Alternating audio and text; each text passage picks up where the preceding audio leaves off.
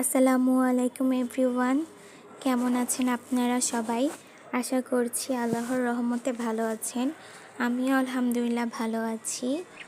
আজকে পরিবেশটি দেখে বুঝতে পারছেন বৃষ্টি হয়েছে।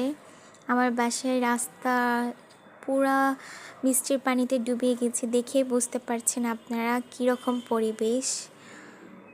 খুবই বৃষ্টি হয়েছে আজকে সকালে ঘুম থেকে উঠে দেখি বৃষ্টি হচ্ছে।